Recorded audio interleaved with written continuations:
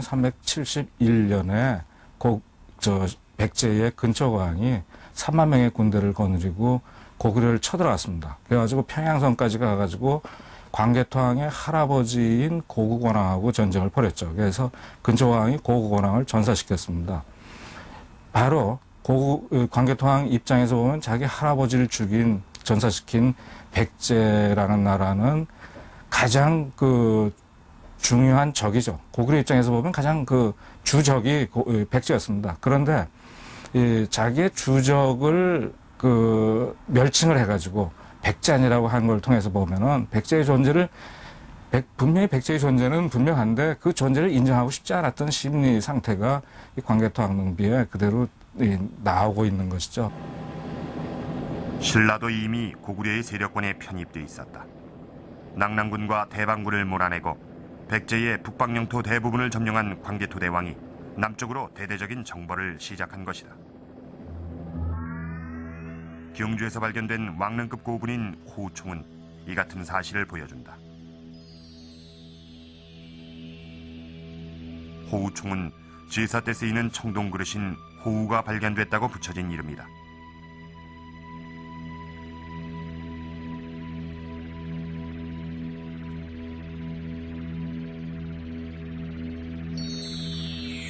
호우총이 발견된 것은 1946년. 일본이 아닌 우리 학자들에 의해 이루어진 최초의 고분 발굴이었다. 청동 항아리 호우는 왕릉급 고분임을 알 수 있는 금동 파편들과 함께 출토됐다. 그런데 항아리 바닥엔 광개토 대왕의 이름이 새겨져 있었다. 신라가 고구려의 영향을 받고 있었음을 보여주는 것이다. 정복전쟁은 영토 확장이 아니라 고구려의 천하관을 실현하는 과정이었다. 고구려의 천하관은 주변을 정복해 식민지로 삼는 것이 아니라 고구려를 중심에 두고 주변을 움직이게 하는 것이었다. 광개토왕비 그러면은 그동안에는 주로 한일 관계사의 쟁점으로 주로 조명되어 왔는데 그게 좀 잘못된 것입니다. 실제로 광개토왕비는 당시에 고구려의 천하관을 나타내는 것이고 광개토 대왕의 통일 의지라든지 대왕권이라든지 이런 것을 기리기 위한 비유 아닙니까? 당시 고구려의 경우는 중국적 천하관을 수용해서 고구려와 중국과 대등한 독자적인 하나의 세계다. 이런 의식을 갖고 있었어요. 고구려의 영향력은 한반도 남부까지 미치고 있었다. 광개토 대왕 즉위 9년, 신라는 고구려의 사신을 보내 외인들이 국경에 가득 찼고 성지를 파괴하고 있다고 보고한다. 그러자 광개토 대왕은 보병과 기병 5만을 보내 대대적인 신라 구원 작전을 벌인다. 고구려군은 신라의 성과 주변에 있던 외는 물론 도망가는 외를 가야 지역까지 추격해 물리친다. 신라를 공격한 외는 대규모 군사 집단이나 통일된 세력이 아니었다. 게다가 광개토 대왕이 외를 물리쳤다는 기록은 비문의 곳곳에서 확인된다. 외는 때때로 고구려의 질서를 위협하는 세력에 이용당하는 부수적인 존재였던 것이다. 광개토왕비에 나오는 그 외에는 비교적 그 정체가 명확하게 기록되어 있습니다.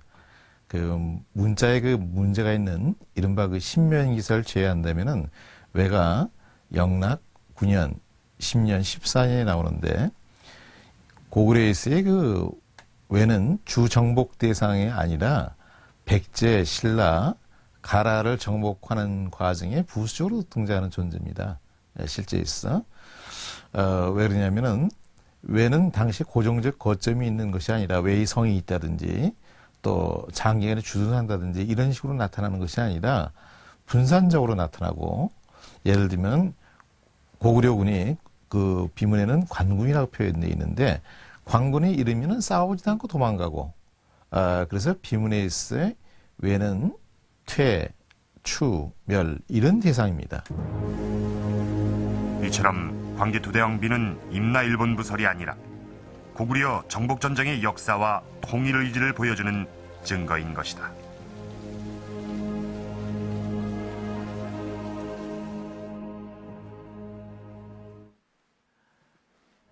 이 광개토대왕 비문에 등장하는 고대 일본은 왜, 외인, 외국, 외적 등 각각 다르게 표현이 되어 있습니다. 이것은 당시 외가 한반도 남부를 지배할 힘을 지닌 대규모 군사 집단이나 통일된 세력이 아니었다는 것을 뜻합니다. 뿐만 아니라 이 비문에 나타난 외에 관한 기록은 모두 광개토대왕이 이들을 물리쳤다는 내용입니다. 결국 광개토대왕 비문은 광개토대왕 남정의 역사를 기록해 놓은 증거물인 것입니다. 자, 여기를 보시죠. 이 광개토대왕의 남정으로 비문에 기록되어 있는 임나가라, 즉 이 김해를 중심으로 하는 금관과야의 세력이 약해지고 또 고령을 중심으로 하는 대가야와 또 함안 지역을 중심으로 하는 아라가야 혹은 알라국이 5세기 이후 이 가야 지역의 새로운 맹주로 떠오르게 됩니다. 여기서 임나일본부의 문제가 시작됩니다. 이 임나일본부는 일본 서기에서만 확인이 되고 있는데 광개토대왕의 정벌이 있은 지 150여 년 후인 541년부터 10여 년간의 기록에만 집중적으로 나타납니다.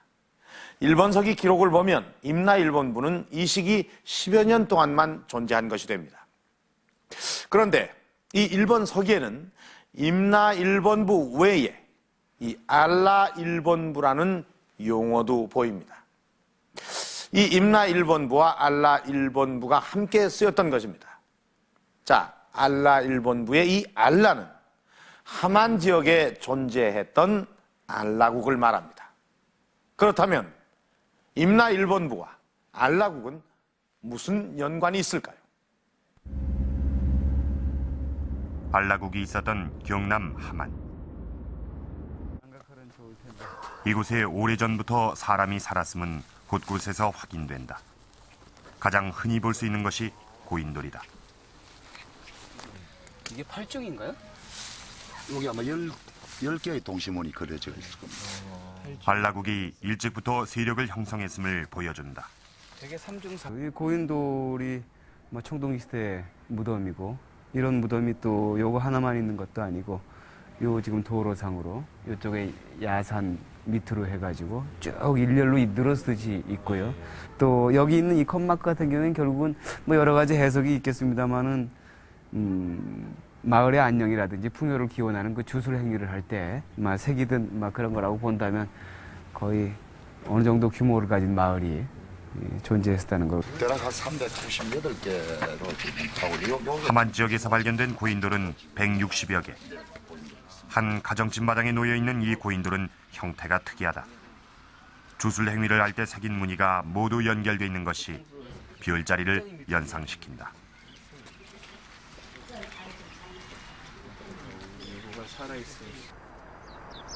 알라국은 낙동강과 남강이 합류하는 곳에 세워졌다. 두 강을 통해 김해는 물론 내륙지방까지 연결된다. 동쪽으로 뻗은 산을 따라가면 마산, 창원에 이르고 남쪽으로 난 계곡을 따라가면 남해안과 만난다. 알라국은 해상교역의 유충지에 있었다. 마산만과 진동만은 알라국 성장의 토대가 됐다.